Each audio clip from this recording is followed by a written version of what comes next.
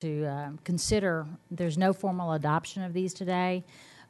You all recall that we're working toward a new kind of way of looking at our capital improvement plan. It's kind of, the water has gotten really muddy because we had to stop in the middle and adopt a plan. And so I think it's been really difficult for us to kind of focus on the fact that we're really thinking long term about a different way of looking at capital improvement planning and the entire document.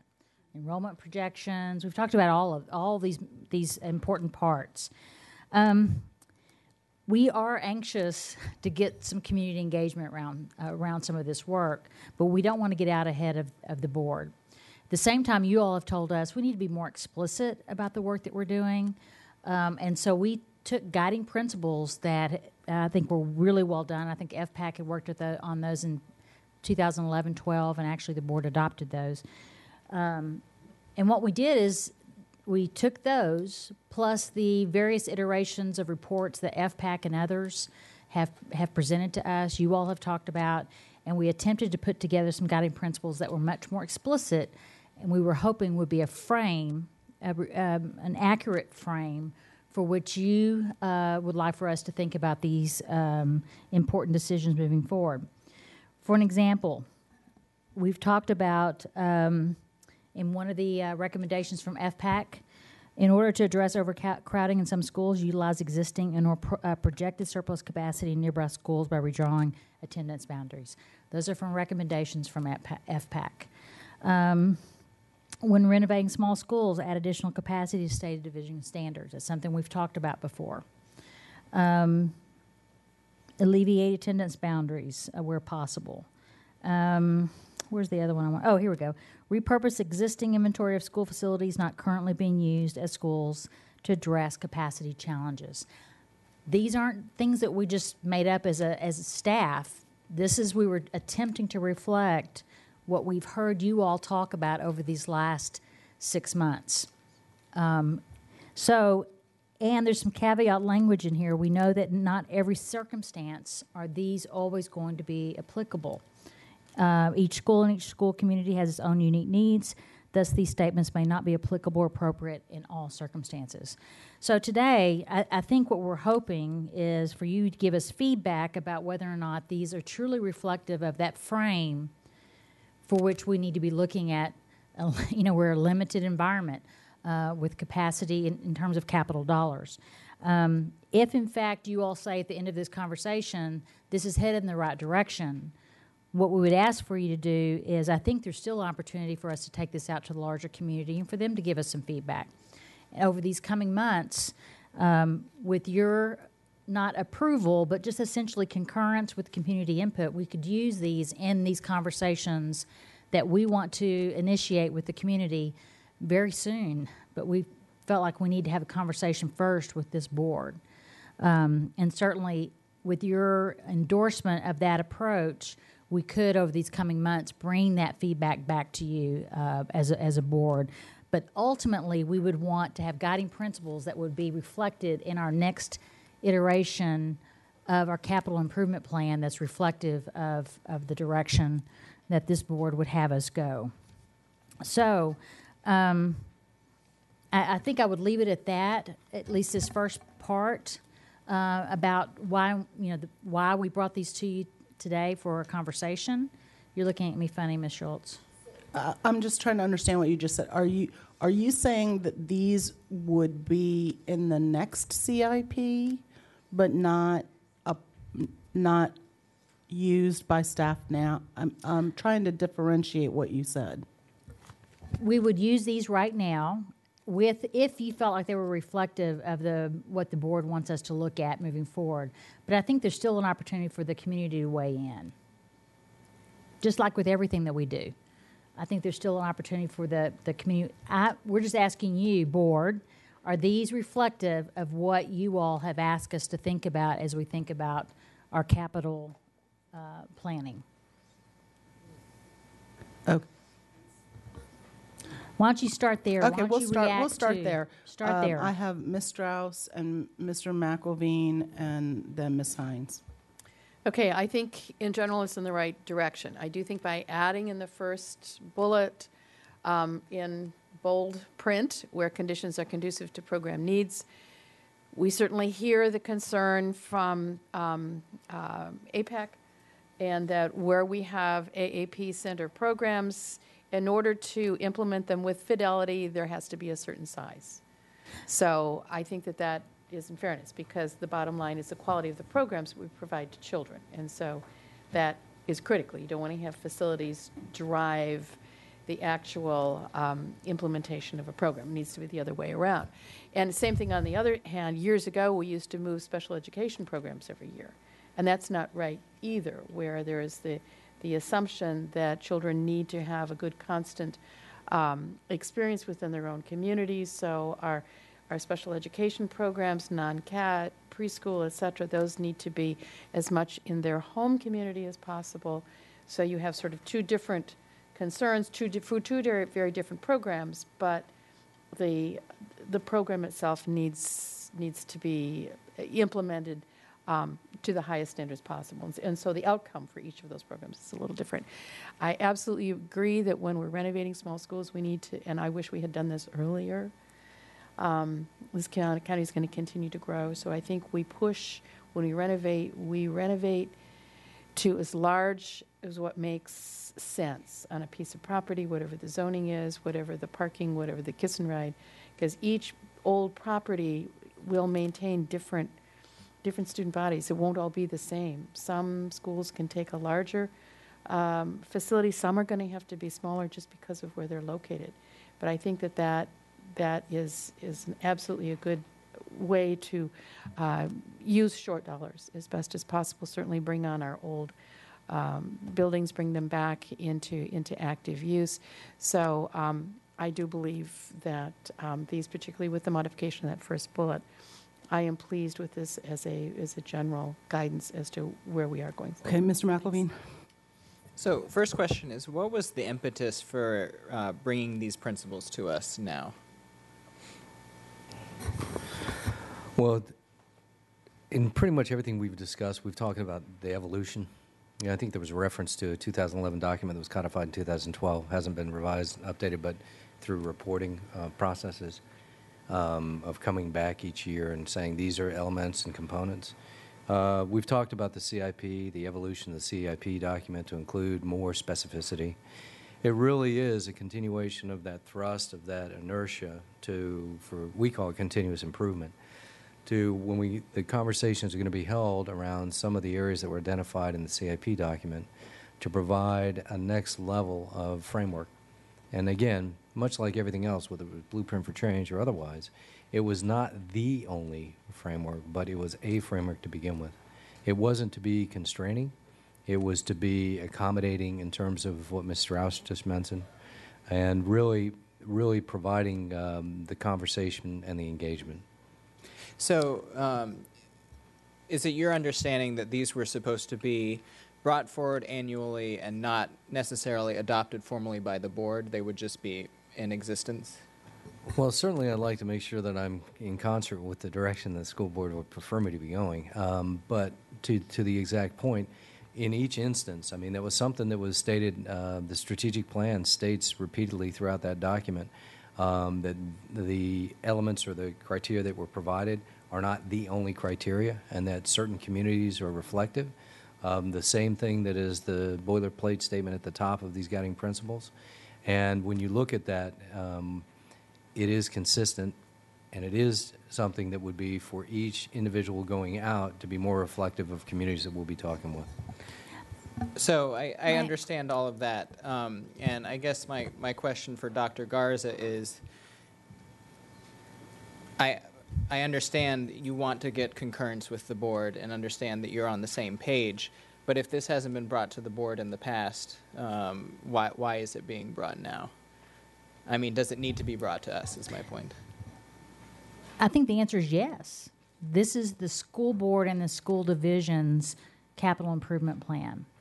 Now, we know there are individual groups out there that have developed guiding principles, and I think certainly I'm interested in what they have to say about this, but I think ultimately it's got to be what the board says is our frame for the way in which we're making these decisions, and I don't think it can be a static document. I hope moving forward this will be included within the capital improvement plan, because it should be a way of helping us communicate to the public the way in which this is what we're thinking about as we make some of these important decisions. Now, we're not trying to backload, and there's no conspiracy theory here. Truly, this is what we've heard the school board say over these last 6 to 8 months. If this is not truly reflect, and of the recommendations we've received from FPAC, and there have been a couple of those that we've seen since I've been here, and I think they were on the right track in a lot of these areas, such as we need to be, prioritizing capacity. We can go on with those. So I think these have to be reflective of what the board thinks are important at this particular juncture, but I think they need to be revisited on an annual basis from this point forward. Okay, so just to recap, you're saying every year henceforth we will adopt this formally with the CIP, correct? Okay. That would be my recommendation to our school board. Okay, thank you. Okay. Ms. Hines, Mr. Stork, and Ms. Strauss again? No. Ms. Evans. Okay, so getting back a little bit to the question of sort of how this fits with the Q criteria, I see it as, these guiding principles have to serve the Q criteria, but they kind of go beyond the Q criteria as well. So we don't want them to be, don't want them to conflict with the Q, change the Q, but they're in addition to that. Okay, I think, so I had a couple questions. Do I see split feeders on here? Where would that be? Because that's another, I think that's another goal that we have, is to eliminate split feeders. I don't know if that's in attendance islands, but not really. So that's a thought. What should I not be adding things to the list? I think split feeders is an important conversation for us to have, but as many as we have, I think we could talk about what is optimal with regard to feeders, that there, what percentage of the population would remain in the feeder versus these very small. I think that's where you're going, right, Ms. Hines? So I'm very comfortable adding something about that, but we just have to be careful because we have so many split feeders. But I think where you're going is those very small percentages that tend to create conditions that aren't particularly good for students necessarily. Exactly. So they're the split feeders that isolate a small group of kids. Would be the attendance islands on here, and maybe the first one we talk about where we try to keep kids within their feeder pattern to the extent we can. Okay, thank you. And then the last one, the last bullet, providing a diverse student population. I wonder if you could just speak to that a little bit. When you talk about diversity, what are you thinking about? And are we talking about, do we have an idea about a goal or some sort of measures? Are we talking about within schools, within classrooms? Is this about programs as well? I don't know. I agree with it. I think we have to be thinking about diversity whenever we make these decisions, but I wanted your thoughts on what that's actually that came as a result of seeing what some of the other communities, particularly in Dan's area, had really been talking about and really reflecting what we were hearing. I would hate to put a particular percentage in there. I think it was just saying that we think diversity is a strength, and we'd like to have schools be as diverse as possible. I think it was just stating that we think that's important and is a value. But we're happy, if that's not reflective of the board's priorities, that can certainly be taken off if that's the case. No, I think I agree with you. I just kind of want to know what your thinking was. Last question. I don't see sustainability on here, but maybe this is not the place for that to be. Because if this is really about guiding principles for capital improvement, I guess I'd like to see sustainability in there, energy efficiency and that sort of thing, but maybe it doesn't belong here, if someone could tell me. Well, I think that's one of our core fundamental principles, so I think it's pervasive. If there's a desire to go ahead and identify it and codify in every document, I do believe in the master specifications. That's an appropriate place for it, definitely. But I certainly never have a problem with including that because I think it's one of our core values and our core principles. I think you bring up a good point. And I don't know if it would be in the bulletin statements or at the top, but I do think that's, I think split feeders, if you all want to address that, and certainly sustainability, I think we're two areas that are not strongly reflected. Okay, I have Mr. Stork, Ms. Evans, and Mr. Velkoff. Thank you.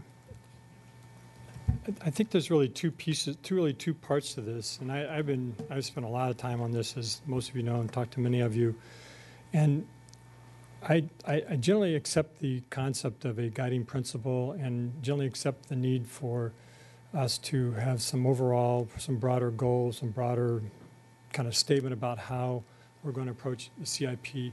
I would focus it a little bit differently. I think it's important, and I actually, for the old timers on the board here, we had this discussion maybe many years ago about even having, for major studies that we do, having kind of criteria for that particular study, because there's some unique pieces about each study that you do. Obviously, the Richmond Highway Corridor has some very unique aspects to it. When we did the western boundary, it had some very unique aspects. The Fairfax one, again, similar ones. So I think that there may be some core principles that you would have. I don't see a set of principles really speaking to the particular needs of every study or every community review that we need to do. So that part of it I have concerns about, I guess. There are a number of elements in here, and I think this is really the challenge that we're looking at now, and obviously the input we've gotten from the community about this is that there's lots of different ways that you can read this, interpret this, and perceive it, and a lot of it has to do with the lens that you have when you're looking at it, and that lens, particularly for the community members that I represent, they have a lot of questions about where this is going because they're not comfortable that it's something's being done in a way that isn't truly as open as they want it to be at this point in time. They view guiding principles as a way of closing down options, or at least limiting options, and funneling decisions to a particular outcome. And I can have the conversation all I want about there's been no decision, there's been no decision, there's been no decision. And I've said that multiple times, and anybody who was at the town meeting Saturday heard it again. The perception, the feeling is that that's somehow not true. Even if they may believe that it's not done, that somehow is not true. So the two of these together, the guiding principles with frankly the needs to move quickly on the Richmond Highway Corridor study are viewed with some suspicion. The guiding principles viewed with suspicion about the corridor study. So separate from that, I think it's a good general direction for us to go. I have many concerns about some pieces in here that I'm happy to talk about and try to modify, and I'm happy to work on that. I'm even happy to take out a draft of this to the community and say, hey, here's some things that we're thinking about, but I don't think we should represent these as a board product until the board has actually fully endorsed a draft of it. But take something out to the community and get feedback on it. I think that's how we will grow, and that's how we'll respond, and I think improve the document that's here. There's a couple ways that I see it. Number one is that, again, I mentioned before, I think there's value to having distinguishing this by particular studies that you might be doing, because I think there are some unique parts of each of them. I still have concerns about the term unique program offerings. I'm just not comfortable with it. And maybe Stork, if I talk more can about I ask it, you a I'll question about, are you advocating that instead of just approving this to go into the CIP, are you advocating a public engagement part first? What I'm just trying to understand. I'm not advocating adoption of this at this point in time. That's Okay. correct. Okay. Number two, I would like to see us bring out either this version or versions of it to the community and get responses to that. I think there's value to that. I think we're going to find, just as we've gotten emails from a number of people about this, I think we'll learn and we'll be able to, I think, secure or get a better document as a result of that.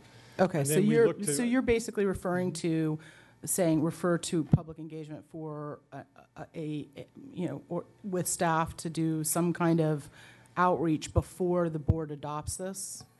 I actually would, the answer is probably yes and no, because it goes to the second part of my, my comments, which I'll be happy. Let me just finish this thought, and let me go to the second parts of the comment, because let me just save that thought for a minute. I have particular concerns about a bullet in here that we, about when renovating small schools, add additional capacity to stated division standards. I think it's clear that that's not, our division standard now is 950. I know there's been discussions about something less than that. I realize we have the modifier that says, you know, each area has a little bit differences, but I'm concerned that that would not be interpreted that way, that it'd be interpreted as we're forcing a large school process on communities that like the size of the school now. Whether we believe that's appropriate or not, they would perceive that as we're driving this guiding principle would drive the decision in a particular way. I don't think that it would, but that's clearly a real concern. I think there's facility equity issues. I think we have to at least touch on that issue.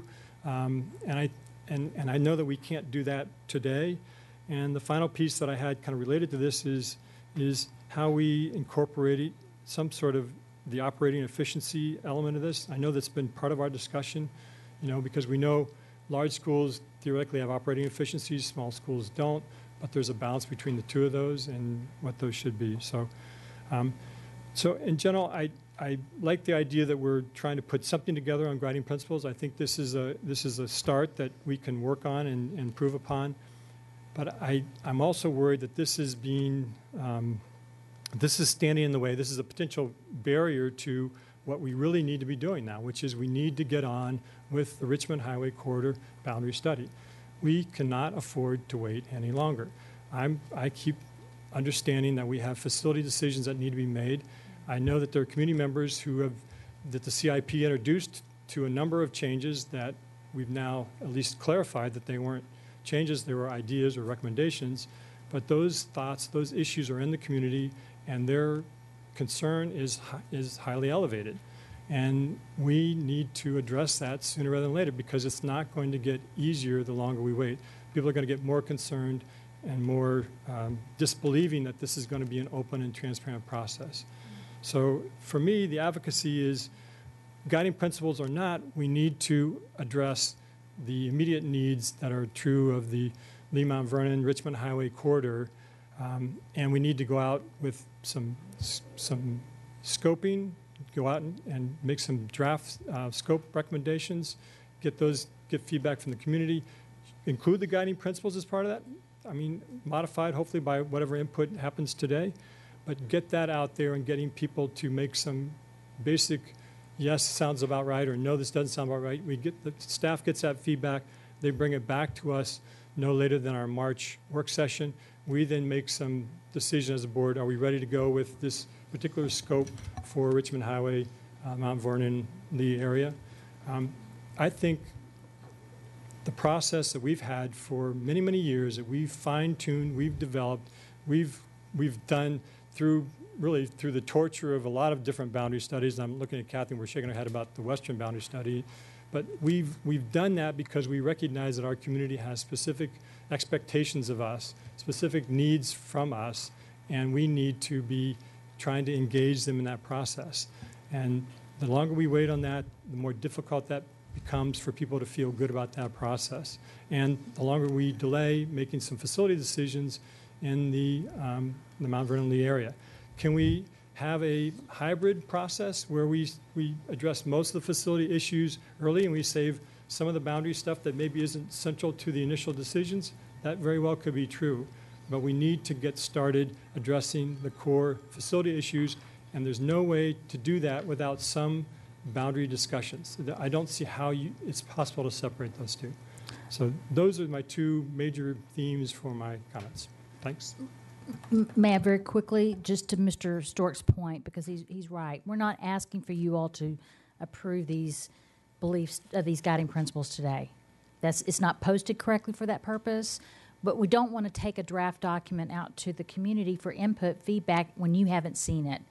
So I think we are of like mind on, at least Mr. Stork, we're close on this part, okay? And that is at least a starting point for the community. I want FPAC to weigh in as well. So I think we're of like mind. We just want to concur that this is at least in a way that is reflective of what you all think is important. Is it missing a couple of things? I think it may very well be. But are you at least comfortable enough with maybe a couple of additions or modifications for us to take it out to the community for them to weigh in? That number one is clarity. No adoption today. You're not even posted for that. Second thing is, I think we need to separate the boundary process discussion. First, just talk about this, and then if we have, if we can, I'm not even sure that we're posted appropriately to talk about that. I'm not sure, but we're meeting first thing in the morning, I think, on that, Dan. But very happy to have that conversation. Okay, Ms. Evans, and then Mr. Velkoff, and then Ms. Reed. Well, I'm going to start by saying I'm very glad to see this. I do think we need some guiding principles.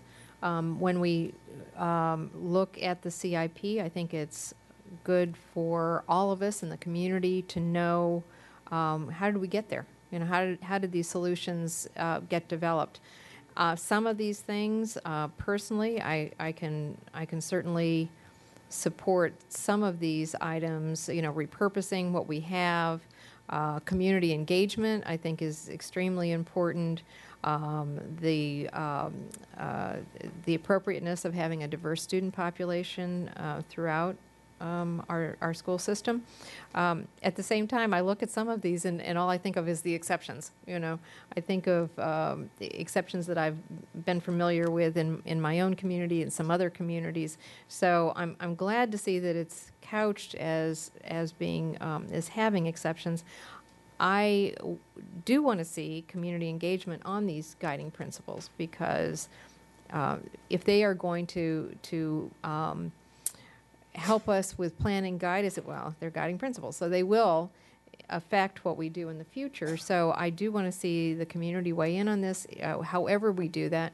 PEC just had a conversation this morning about improved community engagement on the CIP and on facilities issues. This could possibly crank into that, although I think some of what we talked about is a little too late for these. I think we're going down the right road in terms of having these. I do want to see what individual communities throughout have to say about them and hone them down for the future. And I don't want them to delay anything that needs to be done. Okay. Mr. Velkoff, Ms. Smith, Ms. Derenak Kofax. Okay, so let me try this. We have a strategic facilities plan that we adopted in November of 2012, and my understanding is that is sort of the fixed look at the school system that drives the annual work that we do on the CIP.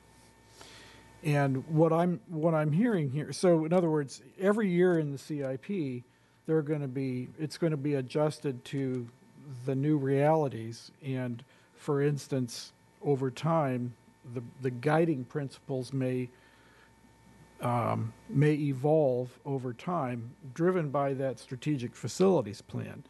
What I think I'm hearing the superintendent is proposing here is the following: that of course, as she pointed out, we've had lots of discussion about what has become this list of guiding principles. We want to get some community feedback, and then after we get some community feedback around these principles, then the board will formally approve them by adding them into the CIP.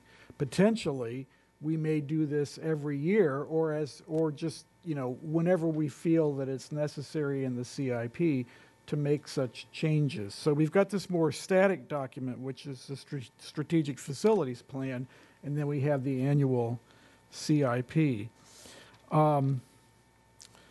Now, I think that, part of what we're talking about here too is we may have sort of a golden opportunity to test drive these principles with the public, because we know that, and we'll hear, I think in the FPAC presentation, as you alluded to, Mr. Stork, we need to get moving on the Richmond Highway corridor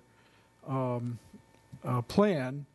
And, I think the public engagement that we want the school system to engage in with the community, that this is an opportunity, in addition to that specific thing, that we can take these principles out, get feedback, and then we can roll these into the CIP. Dr. Garza, Mr. Plattenberg, have I done a good job of Mr. sort of Sneed, I don't summarizing know things? if you have something with the, okay.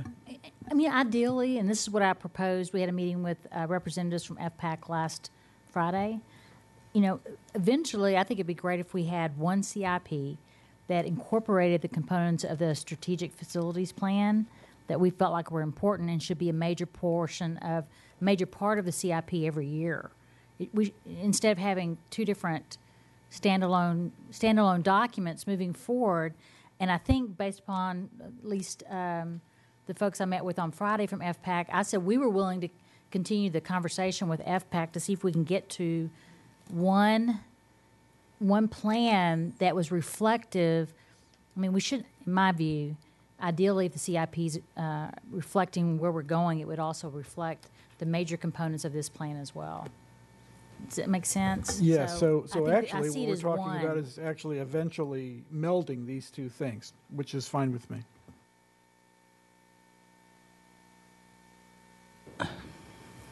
Yeah. Miss Smith, and then Miss Derenak Kofax, and then Miss Reed. All my research. Thank you for showing me the date when we voted on the FPAC Strategic Facilities Plan. I think the difficulty that we have is when you set out standards, having the public understand, we still deal with things individually. So I like the guidelines. I think they do cover core beliefs and makes it clear what we're going after. But those of us that serve on the board understand we do look at situations individually and we do make decisions individually. So how do you get to that comfort zone of how we really work? And I think the board did take the hard work of becoming proactive when we have a boundary and voting on what the, thank you, I knew there was a word there, what the scope is. So I think the important thing that I read in this, when the sentence before the bulleted, each school and each school community has its own unique needs, thus these statements may not be applicable or appropriate in all circumstances. And I think the board has shown that we have spoken when we feel like something won't work and we think that things should be changed. I do also like that there would be discussions to try to combine what happened in the strategic facilities plan from FPAC and this work. But when I read this list, these are a lot of things FPAC has been telling us for ages. We know we need to try to use seats when we can. We've talked about getting rid of attendance islands. I'm a believer that we see our budget constraints. We can't afford small schools. Well, the reverse of that isn't that we want schools of 900 or 1,000 kids, but I don't think we can afford schools with 300 kids. So it's having these discussions, and it is good when you can be obvious to the public that these are the considerations we're going to have. But explaining in the fact we are going to be sensible and make decisions depending on what's happening in that situation. So I do think these resonate with me. I don't know how big of a list we need to have. I think maybe keeping it focused. The strategic facilities plans went into operations a little bit. I don't think we want to get to that part. And I would be curious to know how the community engagement would go. Because right now, we have one community that's interested and would meet, but I don't know if there's a better way to get community input, if part of it is computer done, because I don't know how many people you would get to show up to meetings. So I think there needs to be consideration of some of the community is interested and would want to show up, but you've got to give the rest of the community a bite at the apple. So whatever happens, you want to ensure that the entire community has a way to provide feedback in a way that's good for them. But I support this path. I think it's important to kind of state what we're doing so it's clear to people. Ms. Derenak Kofax. I've been listening to my colleagues, and I've been listening to the community as well. I think many of us got a lot of emails this morning and over the weekend about the advocacy from the Richmond Highway folks in the Mount Vernon district, and probably some Lee folks down there as well. I think at this point in time, and I do hope. I think there needs to be a broader dialogue. That's my advocacy at this point in general. I think somebody said test drive these principles. I think that's important. I agree with Ms. Smith. There has to be a way for the broader community, other than those in Region 3 who are immersed in this right now, and that's why it's at the top of their radar, and we appreciate them weighing in on this. But I do think there has to be a strategy, a broader strategy for the wider community to weigh in on it, if it's, a survey, an online survey, or other options. I would look to staff to give us suggestions in that area.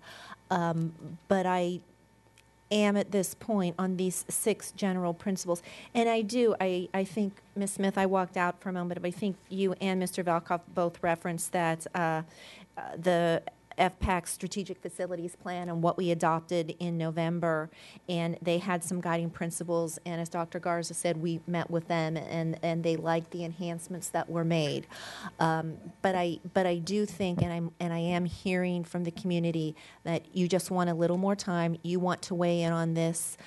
We're hearing specifically from one area of the county because of how they're being affected by it, but we are listening to you, and I would advocate for bringing it forward to that particular group can weigh in as they've been, and as we go forward with our community engagement on the other proposed changes down there in our March and April sessions, as we talked about, and also if staff can provide for us other opportunities for the entire community to weigh in on these new guiding principles. Okay, we're working on a communication strategy that we'll be ready to bring to you very soon for your consideration. It was focused primarily, at least initially, on some of these pyramids and some of the regions that you mentioned, but we can certainly, I think it's a very good point. How do we intend to engage the others, and we can include that. So we had managed our agenda pretty well all day and had caught up to within 10 minutes. We've completely blown that off the rails this session. Ms. Reed has not spoken, and I have not spoken. I already see one go back. I'm going to try to limit them to help us get along, but I'm going to let Ms. Reed speak first. In my view, I think we need to have more discussions about this. There's certain issues that I don't think we've talked about. It also begs the relationship between other strategies and plans, like the county comprehensive plan, the strategic plan that FPAC did that we've talked about here. But also, I think just trying to focus in on what is the problem that we're trying to address. And to me, it's how to maximize student potential amidst scarce resources. So to me, that brings in this whole discussion about programs. And that's something that isn't in here at all, and certainly we're not going to add immediately today. You know, the issues of critical mass. I'd ask the board to think back to discussions we've had over the years where, you know, these issues that are so much related to facilities have popped up, and then we've put them aside in a separate pile or on a parking lot, never to be addressed again. And so I think that that's one. Are we using a regional approach? What about geographic considerations? What about academic cohorts, class sizes, travel time? All those things that I think are values that maybe this board needs to provide some direction on. Use of flexible spaces, non-permanent structures. I think that that's a discussion that we need to have. The bang for the buck, I know I talked about that earlier, but I don't really, I would like to have a further discussion about that. The issue of the neighborhood school, the ability to walk to school, the issues of educational equity, and whether or not we might have different models throughout the county, and not just a one-size-fits-all, but maybe there are characteristics that could be brought together and say, if this scenario holds true, then perhaps this is the way that we should approach it. So those are just off the top of my head, literally just some things that I think that we need to think about. And I'll say that FPAC, as I'm going back to the strategic, their document on their I beg your pardon, strategic facilities plan, they did go out, and because I remember I sat in some of the community meetings, so there has been some community input already. So I think it would be prudent for us to kind of kick the can down a little bit further before we go back out to the community.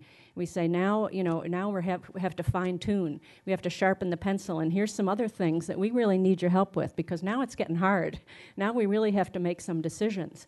The AAP is a perfect example of that. And so, so I would say I don't have any problem with anything that's up there now, but I find it kind of unwieldy, and I'm not sure. It's pretty soon it's like, motherhood and apple pie up there. There's a lot of good stuff up there, right? But what are you supposed to do with that? I mean, in the end, we're saying, well, it'll be an individual decision. I don't know. I think we can do better than that. I think we need to provide some guidance about the board's values and our recommendations when trade-offs occur. And again, the academic programs is one, just, a hot potato that I think we've been eluding, and that we need to address and provide some guidance to staff. Okay, so it's interesting. Either you were peeking over my shoulder at my notes, or I was peeking over at yours. While FPAC has had public engagement on this, I can't think of anything that is more significantly worthy of public engagement before we even consider adopting it. And I'm not saying that just as the chair of public engagement, but this is the hotbed of where the rubber meets the road for the individual family, for the individual student. This is where the school policies come to them in real time. And so I think while Mr. Stork may have one community that is vested, I think there's plenty that would speak to it. I think Ms. Smith alluded to the fact that who would be engaged. I think there would be many. I don't. The problem, in general, this is an interesting list. I don't know that it's as comprehensive as it should be. For example, the split feeders, and yes, I do mean the small split feeders that Dr. Garza referenced. The size of schools is very significant. And I know that Ms. Strauss or Ms. Smith indicated that in the past we've had ideals around what we think is, but in practicality, it hasn't been implemented. We have 300 we have schools with 300 students, and we have schools with 1,500 students at the elementary level. Excuse me. So adopting some of those principles and those priorities, but as Ms. Reed just intimated, the trade-offs. And the problem here is that there's no prioritization. Is which one of these, at the end of the day, if we have to make a decision, what's more important? And I don't see the value of a neighborhood school being represented up here, which is critical. I don't care about attendance silence. I really don't. I don't care about them at all. That's so far down on a level because that makes a map look good. But does it save us money, and does it help kids, or does it just move around kids to make a map look better? So that's of no importance to me. And I don't know what some of these mean. For example, the last one, providing a diverse student population. Does that mean that we're going to be busing kids? Are we going to implement busing? So I don't know what some of them mean, and I don't know what the priorities are. And truly, that issue of the programs becomes embedded in this decision. Are we making programmatic decisions or redrawing boundaries based on programs, or are we going to drive population with programs? So I think that Dr. Garza is exactly right in saying that we need one plan, not a, so you look over here for a strategic facilities plan, and here's the CIP, and then guiding principles, and are they annually reviewed? Are they not? Do they change? I mean, there sort of needs to be, I think, for the transparency of the public, one place to go that says, if you were looking for the strategic vision of this board on what it's doing right now, what is immediately funded, and looking down the road based on what we think is happening, this is what is likely to happen, but all bets are off, folks, because things change. And something from 2008 can't guide us because we're substantially different looking than we were in 2008. And we're frankly even substantially different looking than we were in 2012. So we need to be a little bit nimble. So I do think that this document is ripe for some rework. I don't know by whom, because CPDC is not a functioning board. Is it more work with Dr. Garza and your staff and FPAC before it goes to the community? Something along those lines. So if all you're looking for is a jumping off point, I think maybe we're there. But the biggest issue is, what are the priorities? In terms of, Ms. Reed had mentioned bang for the buck. Repurposing existing inventory of facilities. Well, if we have seats in existing inventory of facilities, and we need seats, as opposed to putting additions and making an 800 student school a 1,200 student school, is that a better bang for the buck? So those are the parts of the discussion that haven't been had that make it difficult for me to say, oh yeah, this is great, just go. Because we really desperately need seats in some places. And so how do we do that and do that efficiently with these without a priority? So Ms. Evans, you have a real quick go back, and you too, Mr. Stork. And I think this has been a very good discussion, and I think that it shows that our community probably will have other thoughts on this as well. I appreciate, for example, Mrs. Reed bringing up educational equity. I think that that's certainly a fundamental value that I would certainly support. And the other one I wanted to throw out there while I'm thinking about it is that there's a value to minimizing disruption of students and a family. Sometimes, the need to move students trumps that, but I think it's worth saying that to the extent that we can minimize disruption, that's a value. Okay, Mr. Stork, I'm going to back burner you for just a second because Mr. Moon hasn't spoken. Okay, thank you, Mr. Schurz. First of all, on Mr. Stork's advocacy about what needs to be done in Mount Vernon district, Mount Vernon area, that I know that we all know that next work session will be on FPAC's report, which includes their recommendation regarding what the board should do to the Mount Vernon district's needs by the end of this year. When it comes to that point, I will certainly support Mr. Stork's advocacy as to I know it's one small area out of entire county, but I'm going to support Mr. Stork, so let me say that first. And having said that, as far as guiding principles are concerned, we all know that FPAC had spent a lot of time in coming up with their recommendation. They spent almost 2 years including community engagement, etc. And then board formally at the regular meeting adopted their plan as our guiding principle. There are a lot of good stuff if you go back and read them again. I did that earlier today, and trying to see how these steps, new guiding principles are different from what they proposed and what we adopted back then. They are not exactly the same. So I want to have a little better understanding of how this, I think that was why I think Mr. McAbee might have asked that question at the beginning, why we're doing this. I mean, I'm not saying that we shouldn't be doing this, but at the same time, fully understanding what the FPAC had to do, FPAC did, my suggestion for the very first step, next step should be step to work with the EPAC to see whether we can incorporate some or most, if not all, of these into their already established strategic plan and brought back to the board for board's consideration and adoption. I do not know about whether this requires another 2 years of work on the part of EPAC, including extensive public engagement. That's been already done. If they feel that should be done again, maybe, but at this point, the next step, in my mind, to be the step to work with the EPAC to see whether they can come up with the one document incorporating many of these, newly recommended principles. Mr. Stork.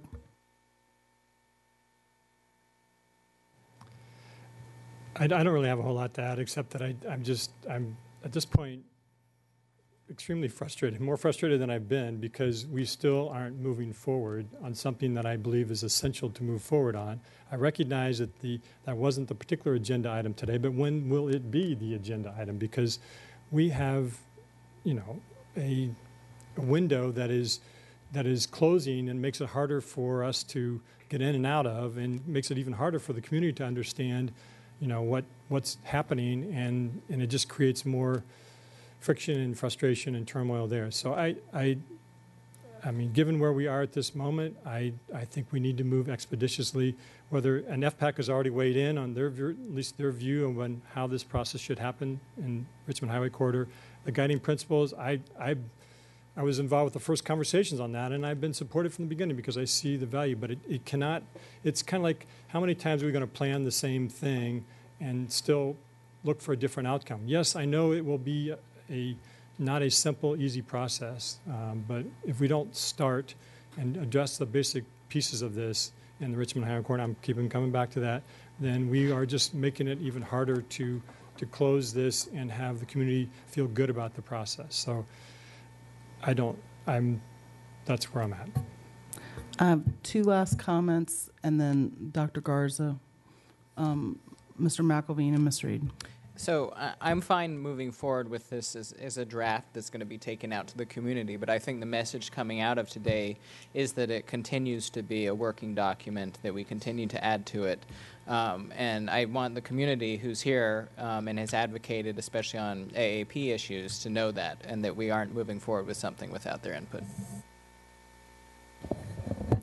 Mr. Stork, I might just suggest that perhaps with the Richmond Highway issues that are already delineated in the CIP, maybe we use that as kind of almost like a pilot to field test these guiding principles. So you can take them out to your community, and as you decide with staff what's the priority, what should you be doing here and there, maybe that'll help kind of flesh these out in terms of what's important. And that gets to what I was trying to say about areas where we might have characteristics, and maybe that's the first one. I don't know. Is that something that might be useful? Actually, we've started that because folks want to be engaged. They want, and this has been, we've used the initial part of this in dialogue that we had a couple weeks ago. I have a meeting tonight, and I expect to use this again in those conversations. I just want people not to perceive this as a barrier, to see it as something else that we need to be improving and working on, but it's not a barrier to get started with what we need to be doing right now in the Richmond Highway area. Right, and that's why I think I'm sorry to my own go back here, but then it becomes concrete, because I'm still struggling with this because it's so amorphous and nebulous that having an example like that, I would think then you can say, okay, folks, here's a real life example. What's more important to you, this or that, right? We're going to be living that, no doubt. Yeah, and those are going to be different answers based on the community. All right, Mr. Velkoff, you absolutely get the last word before Dr. Garza. So I share Mr. Stork's concern about wanting to know what the plan is for going forward on the Richmond Highway area. And I'm just wondering, is that going to be an appropriate discussion point when we get the FPAC discussion in the next one, or is that going to be something that we talk about later? Well, look at that. I just boomeranged that right back over to you. I actually have a meeting with Mr. Stork tomorrow morning to talk about this because we are anxious to get a specific communication strategy out to the community. I think they're ready for us to do that. They're anxious to hear what our plan is moving forward in terms of engagement. But I want to make sure we're on the same page. I think it is going to be a natural part or component of the conversation with the FPAC, given what I've seen in their materials. So I think it's going to be, but if in fact it doesn't evolve to that point, I think we can definitely make it tied into our upcoming meetings. So, Dr. Garza, is it possible to use this because you're not per se looking for actual consensus of the board on this document as it exists? Is it possible to utilize Ms. Reed's suggestion to use the foray that has to happen in Mr. Stork's area to, if you will, And Ms. test Koufax, test. Well, I'm sorry. That's absolutely what we had intended to do. And maybe potentially after that engagement has begun or is in process, come back to us and say, this is our starting point. This is where we started. And in the end, at least, with one community trial, this is what ended up being maybe a going forward place for us to then have the discussion about, is that ready to go into the next CIP? Because I do not see consensus by this board that this is ready to go into the next CIP as is. I think it has, we need trial runs at least. I think that is actually what I described early on, is that that was our intention to try it with what I wouldn't call it the Route 1 necessarily corridor. I think it would be Mount Vernon, West Potomac. I think we need to talk about Pyramid, because there are a number of pyramids that we need to go out and engage with, because we're contemplating potentially kind of a different approach. But we can most definitely bring back what feedback we're getting from the community. And is there? But with that said, if there's anything that absolutely violates what this board thinks is, and it doesn't reflect this, I think you need to tell us now.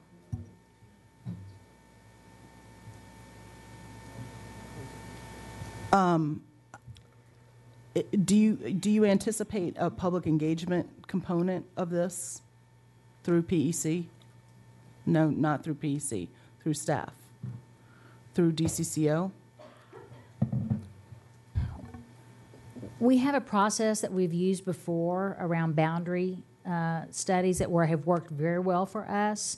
We do think there's another piece of this that we might need to contemplate, just because normally when we go out on with the boundary study and the scope of the boundary study, we have a predefined number of seats. We're looking differently about the seat allocations, and particularly in these two board members' districts, as we look at, for an example, not contemplating the building of a new school, but distributing those dollars. So normally we would just go straight out into a boundary process and the scoping of it. This has kind of required us to kind of step back and think there may need to be another piece than the boundary scoping, just because it's a little bit different direction and we need some input into where the seat allocation essentially is. So we're working on a comprehensive communication strategy and we have a process through DCCO, but also some people in IS that are really skilled at doing this with us. So we will outline that for the board moving forward and the community, including specific dates, times, locations, all of that. Well, in terms of anything as an absolute no-go, I haven't heard about that. I personally don't care about attendance islands. I'm sure some of you do. I do believe that Ms. Hines' point about sustainability is important, and I think it expresses an important value of this board in terms of guiding principles. I saw some nods around the head. I don't know if anybody feels like, countering that, but I do think sustainability is an issue. And the issue of neighborhood schools or walkable schools is something I've heard from this board before. We actually pulled it from a bullet and put it in the very first sentence because we thought it was so important to the board. We can show it separately or differently. And then the only other thing were aiding in very, very small split feeders and whatever language could be accomplished. And I understand that there's there are some parameters around healthy split feeders that, like, if there have to be split feeders, what's a healthy split feeder versus, you know, something that is hurtful to a student cohort. So, Okay. I guess, Ms. Evans, we've really got to catch up. So can we? Well, Dr. Garza has asked us about things that we feel that, you know, don't belong in here, and I guess I'm going to say it's not like an absolute, but I'm going to agree about attendance islands. I don't see that as a high value to me. It may be a value, but is it a particularly high one? And as far as small schools being with added capacity, I don't know that I particularly agree with that. So I just wanted to give you that feedback because, you know, you asked for it. So, and again, I don't see it as, you know, there's no value to it, but if you're asking for feedback on direction, I think there are higher values, like educational equity and lack of disruption. So it's just my feedback. We do have another conversation on our list of things to talk about with facilities is our standards around school size. We haven't gotten to that yet. It's on our list. And I think there's some ways for us to talk about school size not as being absolute, but variations thereof. For example, it doesn't have to be every elementary school has to be 950 or 1,200, but it could be, you know, what our minimum size standards are, you know, et cetera, right? Because I agree, I don't think all of our schools could even possibly be up to 950 or 1,000. Right. But we may want to say characteristics minimum. of the neighborhood. Yeah, so we know division standards need to be more explicit. That's on our one of our next topics to get to. We need to talk about high school size, for an example. You've brought that up a number of times. So that's on our list of things to talk about. Okay, do we have any next steps? I have a staff to work with FPAC. Mr. Moon, you had that. Mr. Moon, you had staff to work with FPAC.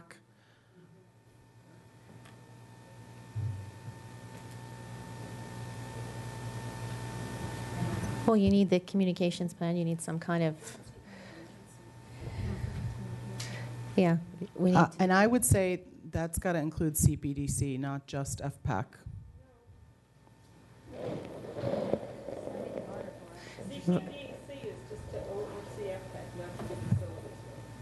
Correct.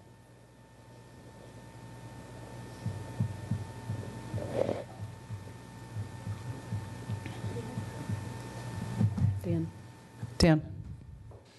Do you, I raised the issue, and it was raised by many other board members, to take these out and include these as part of the dialogue that occurs for the Richmond Highway Corridor. Is that, I would see that as the next step as well.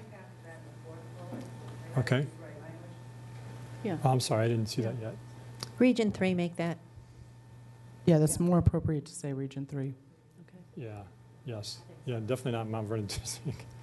I'm already accused. Yeah, that's much better.